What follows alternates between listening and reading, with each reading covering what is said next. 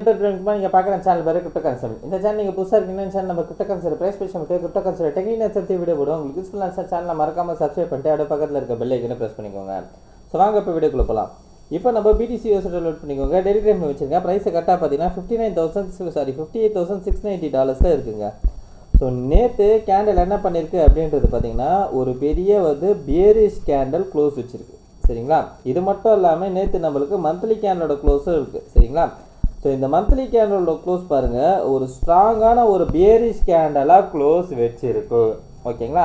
So அப்போது எனக்கு தெரிஞ்சு பார்த்தீங்கன்னா மேபி நம்மளுக்கு இந்த மாதமும் ஒரு பியரிஷ் கேண்டல் வர்றதுக்கான சான்சஸ் இருக்குது. ஓகேங்களா? ஸோ அது எப்படின்றது நம்ம கொஞ்சம் வெயிட் பண்ணி பார்க்கணும்.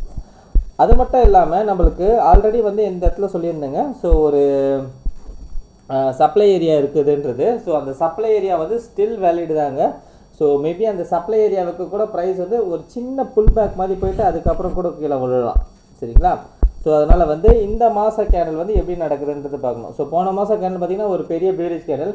ஸோ இந்த மாதத்தில் ஒரே ஒரு விஷயம் என்ன அப்படின்றது பார்த்திங்கன்னா இந்த மந்தோட லோ இருக்கு பாருங்க. அதாவது போன மந்தோட லோ ஃபஸ்ட்டு, அதாவது இன்னைக்கு ஃபஸ்ட்டு டேயில் ஃபஸ்ட்டு கேண்டலே அவன் எடுத்துட்டான்.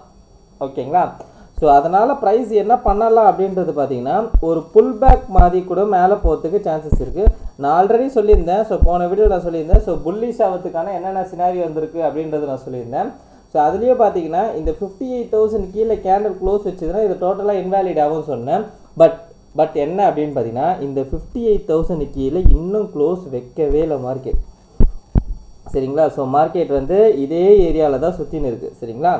ஸோ நம்மளுக்கு இந்த 58,000 ஓகேங்களா? ஸோ இன்றைக்கி லோ பார்த்தீங்கன்னா கிட்டத்தட்ட 57,000 கிட்ட வந்திருக்கு. ஐ மீன் 57,750. சரிங்களா? ஸோ இன்றைக்கி கேண்டல் 58,000 கீழே கேண்டல் க்ளோஸ் வச்சுதுன்னா ஃபர்தராக மார்க்கெட் ஒரு பியரிஷ் மோதாக வரும். ஒரு புல் பேக்காக வேணால் மேலே போகலாம். அகெயின் நம்மளுக்கு ப்ரைஸு கீழ் நோக்கி தான் வரும். ஓகேங்களா? பெரிய லெவலில் ப்ரைஸ் மேலே போகிறதுக்கான சான்சஸ் ப்ராபபிலிட்டி கம்மியாகிடும்.